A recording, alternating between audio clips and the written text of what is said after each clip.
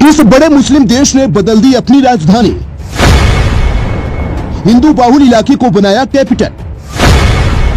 Islamic देश का राजा बोला, दुनिया के सबसे पुराने हिंदू धर्म से हमारा गहरा संबंध है। दोस्तों, एक बहुत बड़े मुस्लिम देश ने अपनी राजधानी को बस इसलिए बदल दिया क्योंकि वहाँ के मुस्लिम लोग अब हिंदू धर्म से गहरा संबंध बनाने लगे हैं। दोस्तों, आपको बता दें कि यह मुस्लिम देश खास इसलिए है क्योंकि इस मुस्लिम देश में 80 से 90% आबादी मुस्लिमों की जरूर है, लेकिन वहाँ पर अभी भी नोटों पर यानी कि करेंसी पर गणेश भगवान की फोटो छपी रहती है, जिसे गणेश मुद्रा भी कहते हैं। और इसी देश में दुनिया की सबसे बड़े गणेश जी की मूर्ति के साथ साथ हजारों प्राचीन हिंदू मंदिर भी हैं। दोस्तों, आगे की वीडियो देखकर आप और भी ज्यादा चौंक जाएंगे। दोस्तों, इस फोटो को ध्यान से देखिए, आप साफ साफ देख सकते हैं कि कैसे इस इंडोनेशिया करेंसी पर गणेश भगवान की फोटो है। इस देश ने हमेशा हिंदुओं से गहरा संबंध रखा है और इन्हें अपनी प्राचीन संस्कृति पर गर्व है।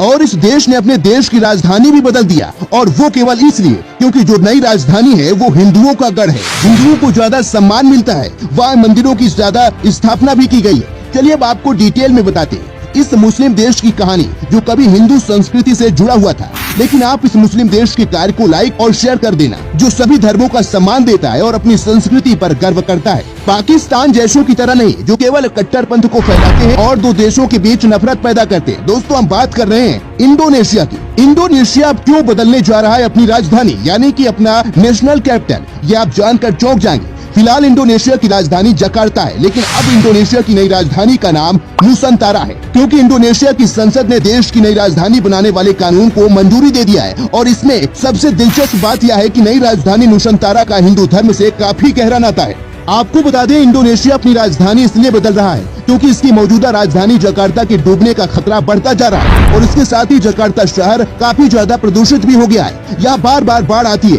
और अक्सर ये शहर डूब जाता है। इससे इंडोनेशिया की सरकार के कामकाज पर भी बहुत ज्यादा असर हो रहा है। इसलिए अब इंडोनेशिया ने राष्ट्रीय राजधानी बिल को पास कर दिया है, और इस बिल में बताया गया है कि नई राजधानी को बनाने के लिए करीब 32 अरब डॉलर खर्च किए जाएंगे। और नई राजधानी का मुख्य मकसद यह होगा कि ये विदेश की पहचान बनेगी और इंडोनेशिया के मुताबिक यह उनकी आर्थिक तरक्की का भी केंद्र बनेगा, क्योंकि इंडोनेशिया सरकार का मानना है कि मौजूदा राजधानी जकार्ता काफी घनी आबादी वाला शहर हो चुका है, और इस वजह से वहाँ पर मूलभूत सुविधाओं पर जरूरत से ज्यादा बोझ बढ़ रहा है। दोस्तों, इसमें दिलचस्प बात यह है कि इस देश की नई राजधानी नुसंतारा का नाता सनातन धर्म और हिंदू धर्म से सदियों पुराना है। यहाँ रहने वाली मुस्लिम आबादी का भी, उनकी परंपराओं का भी और उनकी संस्कृति का भी। विशेषज्ञों का कहना है कि किसी जमाने में नुसंतारा पर हिंदू शासन था, हिंदू सम्राट का राज हुआ करता था, लेकिन बाद में मुस्लिम व्यापारियों ने जगह पर कब्जा कर लिया और अपना दबदबा बना लिया था, और फिर यह एक मुस्लिम देश बन गया था, जिसके बाद धीरे धीरे हिंदू धर्म पीछे छूटता गया और इस्लाम को बढ़ावा मिलता गया।